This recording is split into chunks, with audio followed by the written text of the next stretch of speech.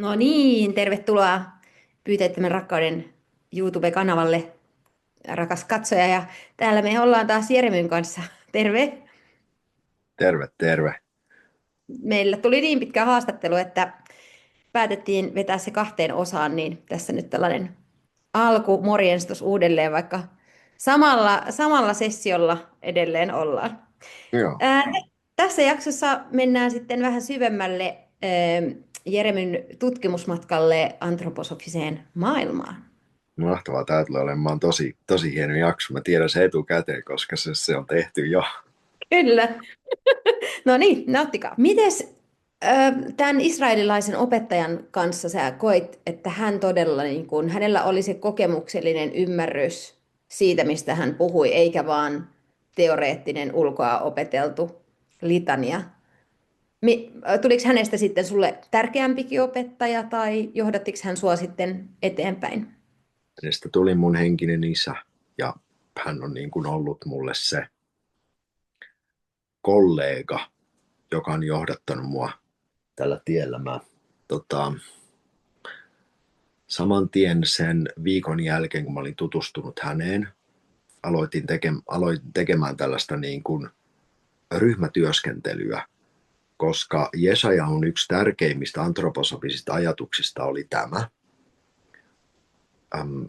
Hän sai siis 20-vuotiaana Kristuskokemuksen vuonna 1975, ja hän on tutkinut tätä kokemusta niin kuin 50 vuotta ja kirjoittanut siitä.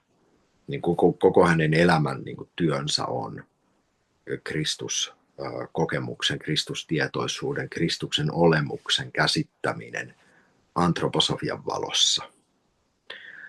Ja hän sanoi, että Kristus todellakin ilmestyi ihmiskunnassa 1933 vuodesta eteenpäin. Sitä kutsutaan niin kuin Kristuksen toiseksi tulemiseksi tai eteerisen Kristuksen kokemukseksi.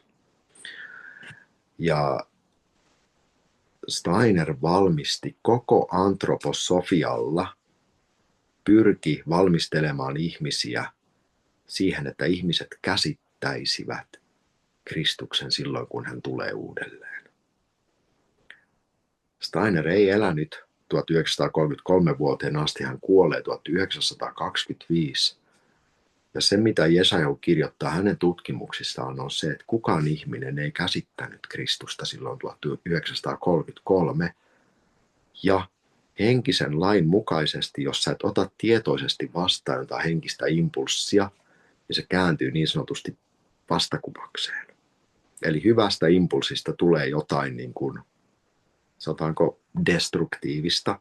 Ja 1933 Hitler nousee valtaan ja koko toinen maailmansota tulee niin kuin mahdolliseksi. Ja se, mitä Jesajahu kuvaa, että tämä Kristusimpulssi 1900-luvulla oli, sanotaanko, iso aalto, joka muuttuu toiseksi maailmansodaksi, on tällä vuosisadalla tsunami. Eli nyt niin kuin 2033, eli 100 vuotta. Antroposofiassa puhutaan myös tällaisista 100 vuoden sykleistä. Et siellä jos luet sitä, niin sä pystyt niin kuin löytämään kaiken maailman ajan ja paikan niin kuin taustalla olevat henkiset voimat. 2033 vuonna ja siitä eteenpäin varsinkin se, millä tavalla nämä Kristuksen henkiset voimat tukee ihmiskuntaa hyvällä tavalla heräämään, ovat niin vahvoja, että yksittäinen ihminen ei enää pysty ottamaan niitä vastaan. Eli ei riitä, että yksittäisten gurujen aika on tässä mielessä ohi. Että me tarvitaan ihmisyhteisöjä. Me tarvitaan sitä, että me luodaan, kun kaksi tai useampi tulee yhteen, henkiseteerisiä niin kuin kollektiiveja, jotka voi muodostua maljaksille uudelle impulssille, niiden vastaanottamiselle, ja sen takia ihmiskohtaaminen ja yhteisöllinen työskentely, jossa minä tuen sinua olemaan paras versio itsestäsi ja sä annat mulle tilaa, niin kuin sä nyt annat mulle tilaa kuuntelemalla siten, että mä pystyn tuomaan tätä matskua alas ja sitä kautta me luodaan tällainen energeettinen yhteys, niin tällaisen työskentelyn niin kuin vahvistaminen on elintärkeää, että yhteisöllinen työskentely on se avainsana tällä vuosisadalla ja sen takia mä aloin tekemään heti Jesajahun kohdattua niin kuin yhteisöllistä työskentelyä, joka johdatti mut loppujen lopuksi hänen koulujäseneksi ja hänen koulunsa opettajaksi ja johdatti mut tekemään yliopistotutkinnot, kandin ja maisterin tutkinnot New Yorkin osavaltion yliopistossa Empire State Universityssä, jossa mä sain tuotua tämän antroposofisen hengentieteellisen Kristuksen kanssa tapahtuvan työn niin kuin akateemiseen maailmaan ja lyömään näille kahdelle linkin keskenään. Et nyt kun mä menen maailmaan, niin mä pystyn puhumaan, mä tein siis kasvatustieteen maisterin.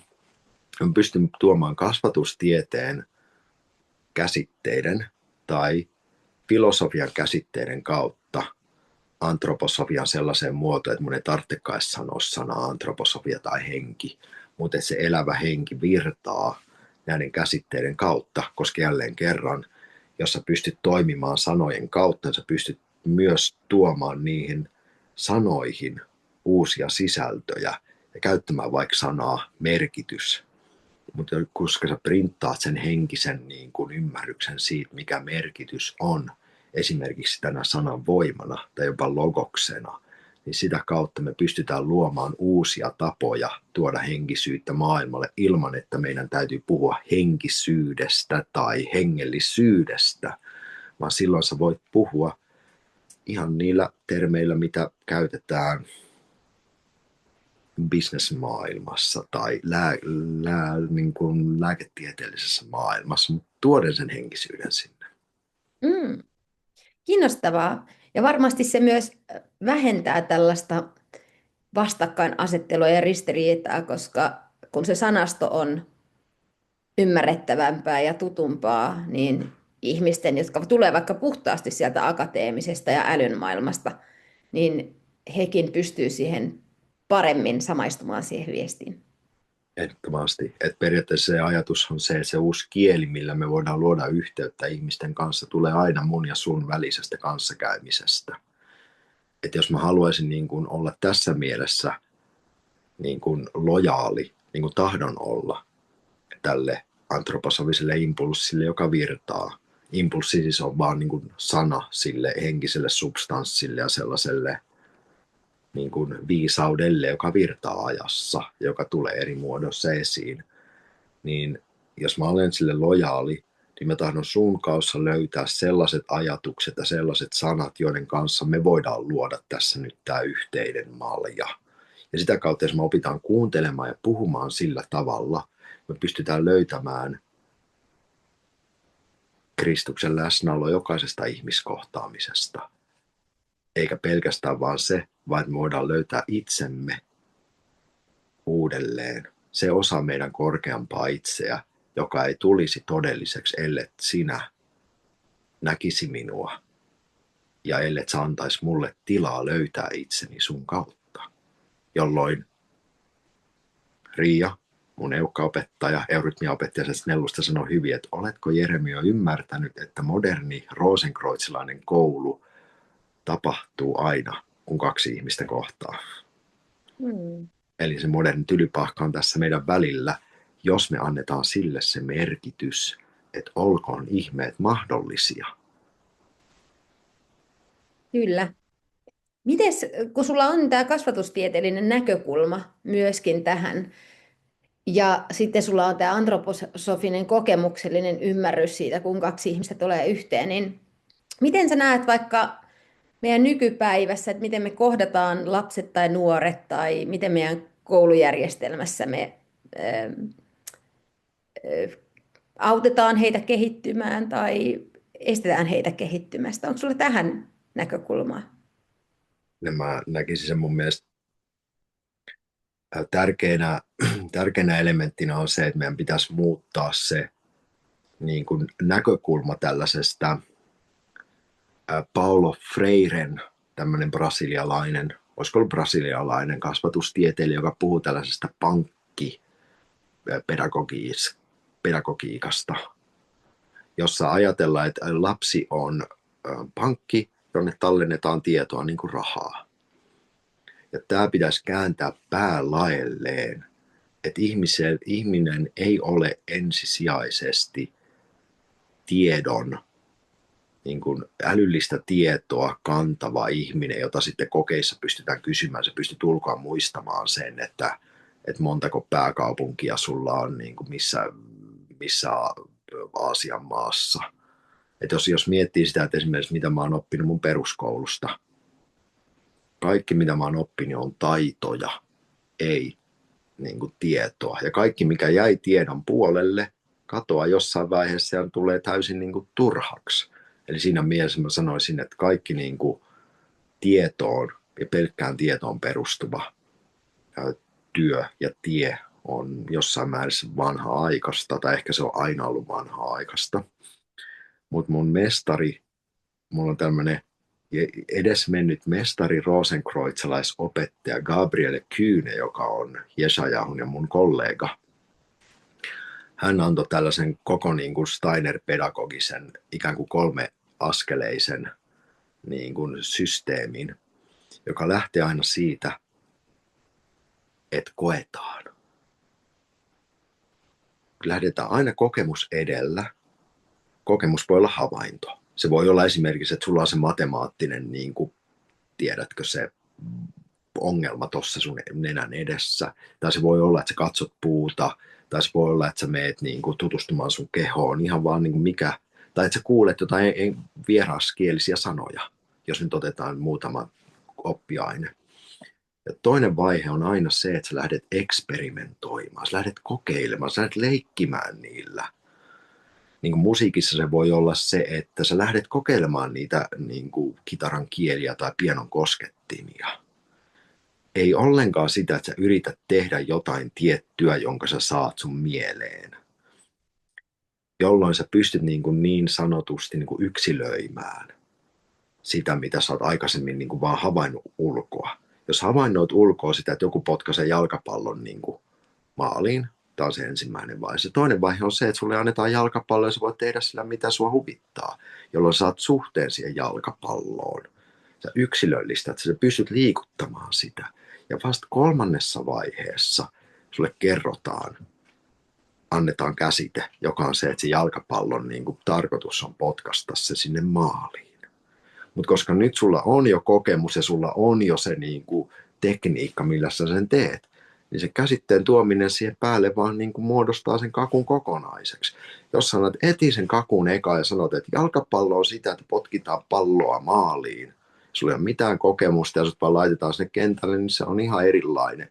Puhumattakaan siitä, että sulle annetaan tietoa siitä, että millä tavalla politiikka toimii tai yhteiskuntatieteet toimii tai ynnä muuta. Et sillä tavalla tämä kokemuksellisuus kuuluisi olla siellä kaiken kärjessä, ja se tärkeä elementti siinä on se, mitä Steiner sanoo 1920 The Younger Generation luentosarjassa, että koko pedagogiikan kuuluisi olla taiteellista. Ja taiteellinen tarkoittaa sitä, että opettajan ei kuulu ensisijaisesti miettiä sitä, mitä hän opettaa, eikä edes sitä, että miten hän opettaa, vaan sitä, että kuka hän on.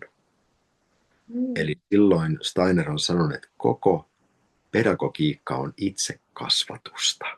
Ei ihmisiä tarvitse opettaa, vaan me demonstroimalla se, ketä me oikeasti ollaan, inspiroidaan oppilasta tulemaan itse omaksi opettajakseen. Viisaita sanoja.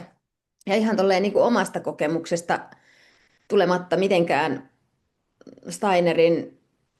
steinerilaisuudesta tai antroposofiasta, niin kyllähän ne kaikista kiinnostavimmat oppitunnit oli silloin, kun se opettaja oli itse täysin innostunut siitä asiasta. Ja hänellä oli se intohimo ja kokemus, joka sai sen oppilaan innostumaan, ja sitten sitä meni ja luki lisää siitä aiheesta. Niinhän se. Mulla on tuohon yllättävä esimerkki. Paras yläasteen oppitunti aihe tai viikko, jonka mä muistan. Meidän opettaja oli niin innoissaan siitä aiheesta, että koko luokka oli kerääntynyt aina silleen jännityksellisessä tilassa kuuntelemaan, kun hän puhui toisesta maailmansodasta. Ja mä muistan vieläkin erämaan kettu, joka siellä Afrikassa niin kuin liiteli samaan aikaan, kun ranskalaiset on tulossa ja Hitler on vääntämässä juonne menossa Venäjälle ja välillä tulossa takaisin. Italia oli siellä hänen puolellaan. Mutta mikä siinä on jännää, ja mä nyt heitän tämän tällaisena niin kuin mutu-mahdollisuutena. Mun opettaja ei koskaan arvioinut sitä, että Saksa oli paha ja liittoutuneet olivat hyvä, vaan hän toisen asian ikään kuin siitä omasta innostuksesta, mutta moraalisoimatta sitä maailmaa. Ja mä olen miettinyt, että koska mulle on välillä ollut vaikea sanoa, kun on näitä poliittisia tilanteita, että nyt niin kuin Amerikka on hyvä ja Venäjä on paha tai Palestiina on hyvä ja Israel on paha tai tiedätkö, kun tällainen kahtia jaottelu.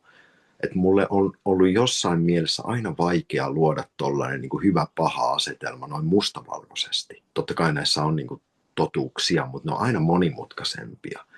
Mulla on epäilys, että koska mun opettaja pystyi kertomaan toisesta maailmansodasta tolla tavalla, niin mä sain häneltä kyvyn pystyä tarkastelemaan maailman konflikteja ilman ottamatta puolia.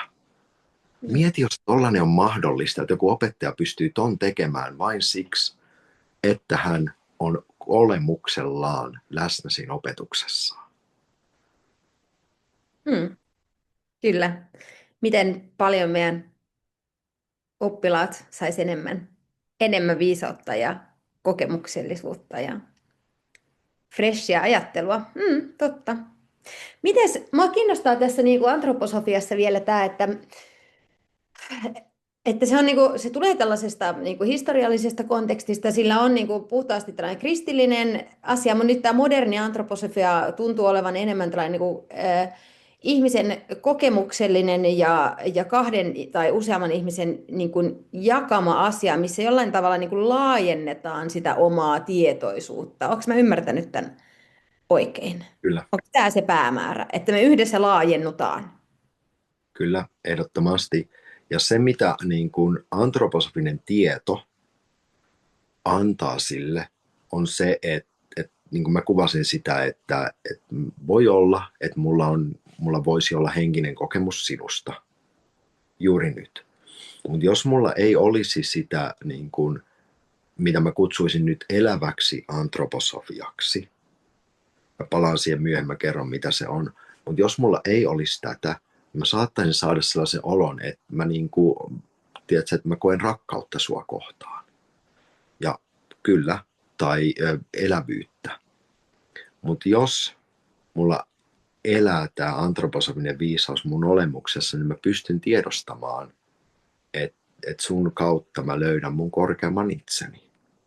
Niin kuin esimerkkinä, että se mikä on mulle hyvä fiilis muuttuu mun korkeamman minän käsittämiseksi siksi, että se mun käsityskyky ei ole enää kiinni mun päässä, vaan että se käsityskyky ja se tieto on muunnettu niin kuin tästä pankkipedagogiikasta siihen niin kuin sydämen tiedoksi. Eli siinä mielessä kaikki antroposofisen tiedon kuuluisi laskeutua pään älyllisestä tiedosta, jossa mä voin sanoa, niin kuin mä puhuin, on eetterikeho ja valokeho ja astraalikeho ja rakkauskeho ja ynnä muuta, jolle on aivan hölynpölyä.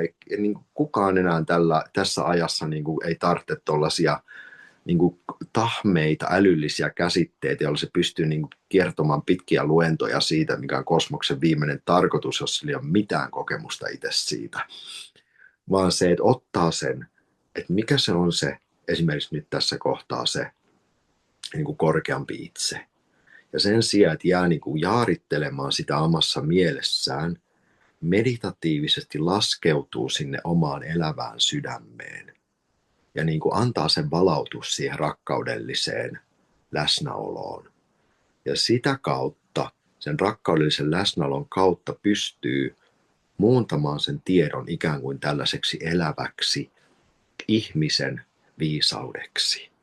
Eli anthropos Sofia tarkoittaa kirjaimellisesti ihmisen kautta niin kuin viisastumista, jolloin Sofia, joka on ikään kuin tällainen viisauden kosminen henkinen olento, löytää uuden ilmenemismuotonsa ihmisten kautta, jolloin periaatteessa jos me oltaisiin todella antroposofian äärellä, niin me sanottaisiin, että kun me luodaan tätä yhteisymmärrystä, joka ylittää niin sanotusti nämä älylliset käsitteet, niin silloin me pystymme kokemaan, että meidän välillä elää tällainen elävä niin kuin henkinen olento, joka kantaa viisautta ja joka opettaa meitä, jolloin me tulemme antroposofian äärelle. Kiinnostava ja todella kaunis ajatus. Mielenkiintoista. Sä mainitsit aikaisemmin käsitteen merkitys, ja se oli hauska. Mä olin tänne itselleni paperiin kirjoittanut merkitys ja ympyröinyt sen, kun sä kerroit sun tarinaa. Ja mä mietin, että ootko sä koskaan ajatellut sitä merkitystä, että minkä takia sulta vietiin sun ensimmäisen elämän tai ensimmäisen osan elämää se tärkein asia, eli se musiikki pois? Onko se löytänyt sille merkitystä? Kyllä, ja mä oon tällä hetkellä mun elämässä, mä oon 37, ja risat, ja jokaisen 18 ja risat vuoden aikana me käydään läpi tällainen niin sanottu kuun solmu. Ja nyt mulla on menossa toinen kuun solmu. Kun laitetaan 18 risat yhteen, kaksi niitä, niin siitä tulee 37 ja risat. Ja tässä ajassa, näiden kuukausien aikana, mä olen päässyt niin kuin tarkastelemaan niitä asioita, jotka mun elämässä on aiemmin toteutuneet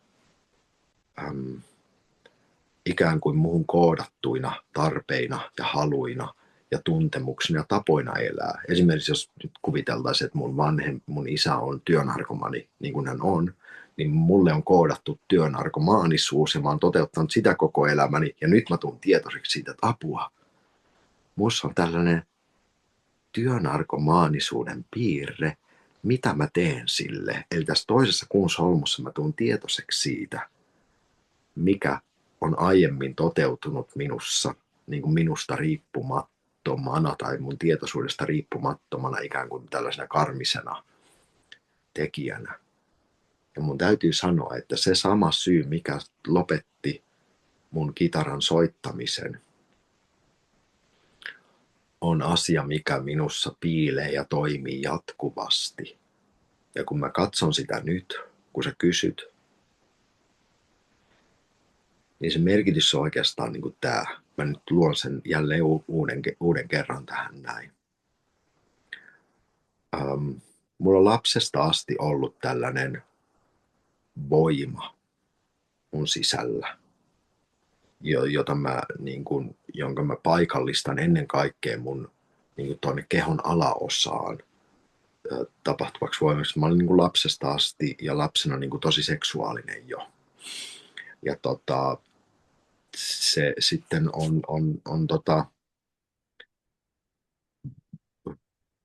ollut haaste, jonka kanssa mä oon paininut. Toinen haaste, jonka kanssa mä oon paininut, se, että mä oon pystynyt saavuttamaan niin kuin asioita melko helposti sillä, että mä laitan sen mun niin kuin tulisen tahdon liikkeelle. Et siinä on joku sellainen elementti, että mä pystyn viemään sen tahdon niin kuin pitemmälle kuin mitä ehkä normaalisti olisin pystynyt tekemään. Et siinä on joku semmoinen niin kuin turbomoottori. Ja se turbomoottori, intohimo, innostus, vie mut sellaiseen pisteeseen usein, että mä niin kuin ylitän sen mun hyvinvoinnin rajan ja mä alan tuhoamaan itteeni. Ja tää voima, mä voisin kutsua sitä nyt jälleen kerran, mä luon tälle merkityksen kundaliinivoimaksi. Ja se kundaliinivoima, mikä toimii siellä meidän ihmisen niin kuin, ikään kuin todella tässä maallisessa ihmisyydessä, henkisenä voimana, täytyy tulla balansoiduksen niin kuin viisauden, sen niin kuin antroposofian kautta, joka virtaa sieltä niin kuin taivaasta. Ja tämä maan kundaliinivoima, tämä maailma liittyi siihen, mitä mä kuvasin näiksi energioiden näkemiseksi ja näihin niin kuin auroihin ja sakroihin ja tähän maailmaan. Että se on semmoinen niin kuin vahva energeettinen niin kuin työkalu. Ja siitä mä taisin sen sanoa silloin, kun mä kuvasin sitä, että mä en lähtenyt kehittämään tätä, koska mä olisin luoda perustan, tiedollisen perustan sille, että mä ymmärrän sen, että mikä näissä energiakokemuksissa on totta. Ja nyt kun mä tarkastelen sitä tilannetta tältä näkökulmalta, on se, että jokainen ihminen kantaa ikään kuin sitä ihmisyyden, maan ihmisyyden tulta itsessään, luomisvoimaa. Ja tässä niin kuin nykypäivän me pystytään antaa nyt pitkien aikojen valmistelujen jälkeen antaa sille meidän korkeammalle itselle, antaa Kristukselle meissä mahdollisuus laskeutua ja tuoda se taivas ja maa, eli se taivaan ihmisyys, korkeampi ihmisyys ja tämä maan, se ehkä voisi sanoa tällainen pyhä feminiininen, niin kuin intohimojen ja sen niin kuin voiman ja lämmön ihmisyys yhteen ja luoda tällainen niin sanotusti uussynteesi. Vähän se, mitä niin kuin Steinerkin teki.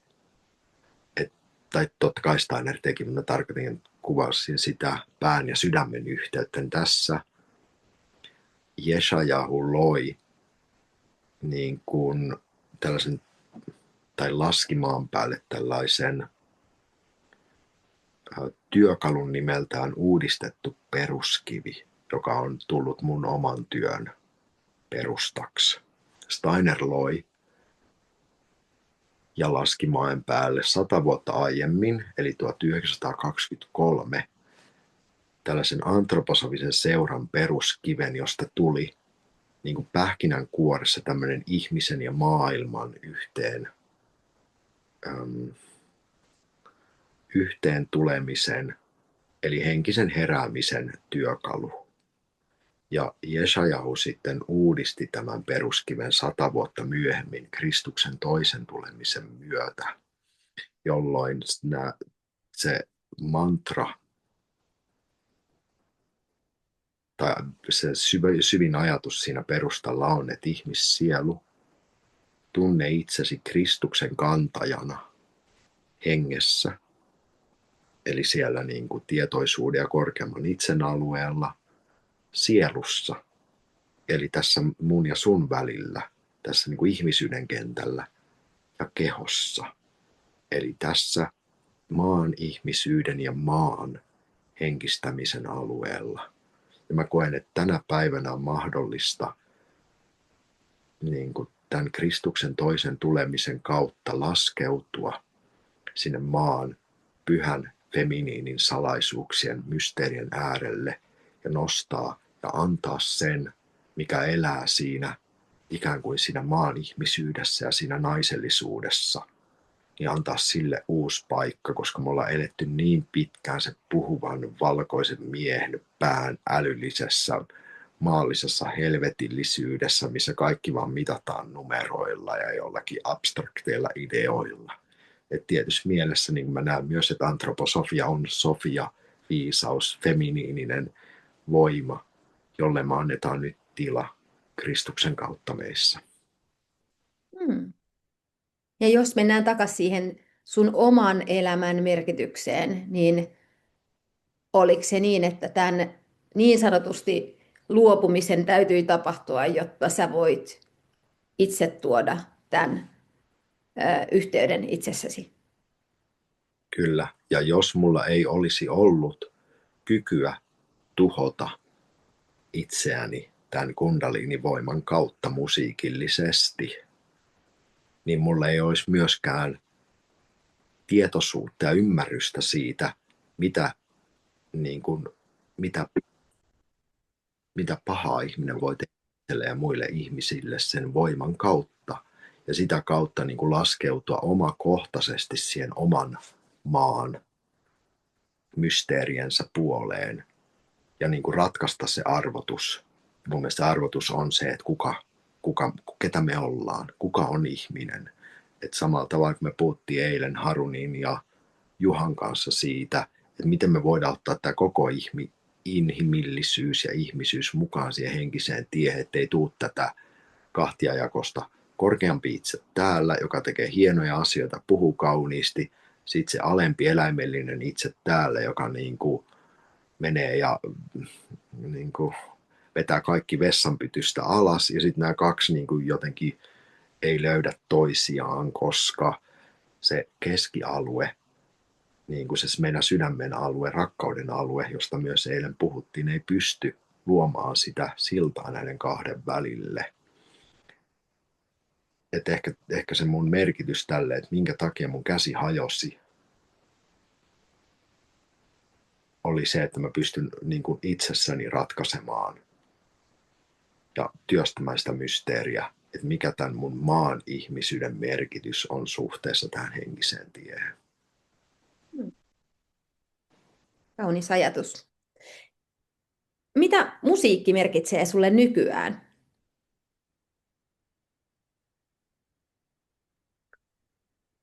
Mulla on ollut elämässä kaksi todella vahvaa muita kokemuksia ylittävää kohtaamista. Ja nämä kummatkin kokemukset on lähtenyt liikkeelle niin sanotusti niin kuin elämän ja maailman kanssa rytmisen suhteen löytämisestä.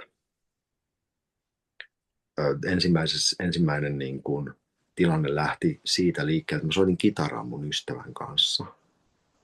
Ja tämän kitaran soittamisen jälkeen me käveltiin ulos, se oli jotain heinäsirkkoa. Me oltiin New Yorkissa silloin, tai itärannikolla Amerikkaa. Kävin siis Amerikassa tämän yliopistokoulutuksen, niin olin sitä varten siellä. Ja mulla on Pennsylvaniassa sellainen mun paras ystävä, henkinen isoveljeni Scott, joka on niin kuin kaiken ajattelun henkistämisen kanssa ja myös niin kuin heavy bassisti, kun mä oon heavy kitaristi ollut. Käveltiin Scottin kanssa ulos, niin siellä oli heinäsirkka, joka visertää tietyllä äänellä. Ja mä aloin tekemään niin kuin tiettyjä rytmejä mun olemuksella. Ja se heinäsirkka ja mä vedettiin samassa rytmissä juttuja, jolloin mä tajusin sen, että koko maailma on itse asiassa rytmillisesti niin kuin elävä organismi. Ja jos me löydetään tämä rytmillinen suhde maailmaan, me löydetään ikään kuin, synkka maailman ja ihmisen väliltä, niin me ikään kuin muodostetaan sellainen elementti, jota Steiner kuvaa tässä peruskivessä näillä sanoilla.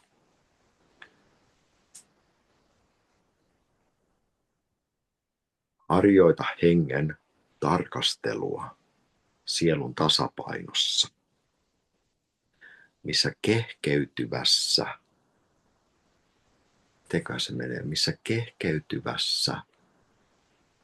maailman, nyt mä heitän jotain sattumaa tähän, jossa kehkeytyvässä maailman luomisaallokossa oman minän, maailman minään liittävät. Ja sinä tulet todellisesti tuntemaan ihmisen sielun toiminnassa. Eli me pystytään löytämään rytminen suhde maailman ja itsemme välille ja sitä kautta oivaltamaan se, että meidän korkeampi itse elää maailmassa. Ja tämän yhteyden voi saavuttaa myöskin tällaisen rytmillisyyden kautta. Ja mä olen jossain kuullut sen, että näissä pohjoisissa maan mysteereissä käytettiin rytmisyyttä elementtinä yhteyden löytämiseksi. Ja sama juttu, mitä me tehdään, kun me soitetaan, me ollaan saman rytmin, samojen melodioiden, saman kanssa luomisen äärellä.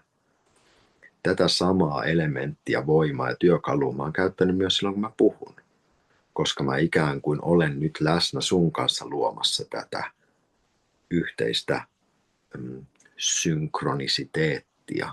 Ja nyt jos tässä olisi enemmän porukkaa, niin me voitaisiin yhdessä oppia kuuntelemaan sitä, että kenen kuuluu puhua, kenen kuuluu kuunnella, millä tavalla voin aktiivisesti kuunnella. Ja tämä on yksi antroposofian peruselementeistä, että millä tavalla se meidän sisäinen kuuntelu pystyy olemaan niin aktiivista, että mä ikään kuin jatkuvasti myötä elän sen toisen ihmisen sanoissa, ja sitä kautta mun tietoisuus voi jatkuvasti laajentua. Kyllä. Näin me tuotiin musiikki ja antroposofia hienosti yhteen. Kyse on samasta asiasta.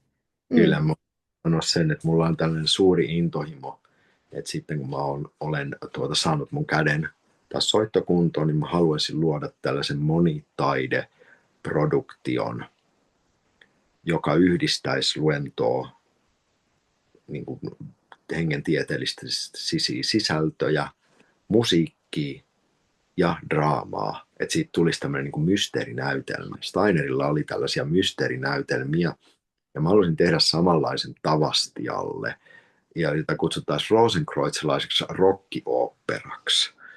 Eli tämä koko niin kuin, elokuvamusiikki, heavy-musiikki ja kaikki niin kuin yhteen luomaan sitä niin kuin perustaa sille hengentieteelliselle sanomalle, jonka pystyy tuomaan myös teatraalisessa, dramaattisessa muodossa. Että sillä olisi tarinankerronta ja siellä on niin kuin eurytmiä, siellä on näyttelijät. Ja vielä, jos me pystytään rikkomaan niin sanotusti 4. seinä, eli välillä me kutsuttaisiin sinne niin kuin yleisö miettimään esimerkiksi elämänsä luovinta hetkeä, jakamaan se jollekin tuntemattomalle sieltä yleisöstä, sen jälkeen kutsumaan tiettyjä tyyppejä sieltä yleisöstä sinne lavalle jakamaan se tarina sen musiikin säestyksessä ja sitä kautta luoda tällainen niin kuin, energeettinen hubi kaikkien välille sille, että kaikki voi laulaa yhdessä, improvisoida yleisöä, se artistit kimpassa ja sitä kautta niin kuin luoda tällaista uutta kehkeytymistä. Kuulostaa kiinnostavalta. Ei muuta kuin apurahahakemuksia vaan laittelemaan, niin päästään Tavastialle. Joo, kyllä. Hei, onko jotain, mitä mä en nyt osannut sulta kysyä, tai mitä sä koet, että sä haluat vielä tuoda meidän kuulijoille tai katsojille? Jos mä voin kysyä ihan mitä tahansa, niin mä haluaisin kysyä sulta, että minkälainen kokemus tämä on ollut sulle olla mukana. Ei niinkään välttämättä sitä, että mitä sä niin kuin opit älyllisesti, vaan se, että mitä sä koit. Jos mä pystyn kysymään sen sulta sillä tavalla, että pystyt sä niin kuin jakamaan sen, sitä, että sä puhut sen kokemuksen niin kuin tähän läsnä olevaksi. Harjoitellaan siis antroposofiaa. Kyllä. Ensinnäkin kiitos. Tämä on ollut todella kiinnostavaa ja se tapa, millä sä puhut, on sellainen, että se tuntuu hyvin voimakkaasti kehossa myöskin. Ja välillä, kun sä kerrot jotain, esimerkiksi siinä puhuit siitä sun hetkestä, kun sä kuulit ensimmäistä kertaa siitä Rosenkreuzista ja tästä, niin siellä meni niin kuin tosi valtavia energiavirtauksia, ihan niin kuin kylmiä väreitä. Mä pystyin todella tuntemaan se, miltä susta on tuntunut siinä hetkessä. Sitten mä huomaan, että koska tässä kuitenkin haastattelee, niin mä joudun vähän koko ajan miettimään sitä kokonaisuutta. Ja sitten, jos mä olisin vaan puhtaasti kuulijaroolissa, niin olisi varmaan niin kuin vielä voimakkaampi se niin kuin kehollinen kokemus. Mä joudun vähän niin kuin elämään kahdessa todellisuudessa. Et toinen on se, joka vähän monitoroi sitä ja katsoo aikaa, ja me ollaan menty yliajalle jo ajat sitten, mutta tämä on ollut niin kiinnostavaa, että se ei ole haitannut. Ja sitten toisaalta minussa on se pieni lapsi, joka innoissaan on kuunnellut sitä toisen maailmansodan kokemusta siellä, kun se opettaja on tuonne. Tämä on ollut kehollinen, älyllinen ja tunteikas kokemus. Ja sitten sun tarinassa on myös paljon sellaisia elementtejä, mitä mun omassa tarinassa on. Mä oon itsekin joutunut luopumaan ammattimuusikkoudesta. Niin, Eikä. niin se myös tuntuu, mä niin kuin pystyn tunnistamaan sen, mitä se luopuminen on niin kuin omasta kohdasta. Niin sitten vielä kun se ei ole vaan, että se on sun kokemus, vaan se on jollain tavalla myös tapahtunut mulle, niin on ollut erittäin antoisaa monella tasolla. Kiitos. Kiitos. En tiedä, vastasinko kysymykseesi. Jos mä voin vielä antaa tällaisen loppupuheenvuoron, että kun mä kuuntelen sua, ja niin kuin ennen kaikkea kun sä puhuit tuosta muusikkouden luopumisesta, että sen sijaan, että mä kuuntelen sun sanoja, tai kuuntelen mun omia reaktioita, tai kuuntelen sitä, että mikä tarve mulla on, ja vaan niin kuin luon sulle tilan tulla läsnä olevaksi siihen, ikään kuin silleen, että kyse ei ole musta, vaan kyse on susta, niin siinä hetkessä, kun sä puhuit siitä muusikkoudesta luopumisesta, niin jonkunlainen niin kuin valon säde ja läsnäolo, mä pystyin tiedostamaan sen. Mä en sano, että sussa tapahtui muutos, mutta mä heräsin siihen, että aivan, että sä olet olemassa, jolloin mun sydän nyt aukeaa, ja mulle tulee sellainen olo, että pääsin kohtaamaan sut, tai pääsen kohtaamaan sut, Noora, ja sitä kautta mä pääsen kohtaamaan, niin kuin puhuttiin, sen osan itsestäni, mikä ei ollut läsnä ennen kuin nyt. Ja halusin jakaa tämän sulle, koska tästä voisi sitten lähteä niin kuin se, mitä me ollaan Jesajahun kanssa meidän koulun kanssa työstetty, että millä tavalla tästä voi herätä sellainen uuden todellisuuden niin kuin yhdessä luotu kokemus. Mm. Kyllä. Näihin sanoihin on hyvä lopettaa. Ja jos joku nyt haluaa ja kokee antroposofian kutsunta ja haluaa sun kanssa jutella vähän lisääkin näistä asioista, niin mikä on paras tapa saada suhun yhteys, Jeremy? No se on se, että tällä hetkellä olen sosiaalisen median paastolla, joten sähköposti etunimi.sukunimi@gmail.com eli jermi.quick@gmail.com on paras tapa.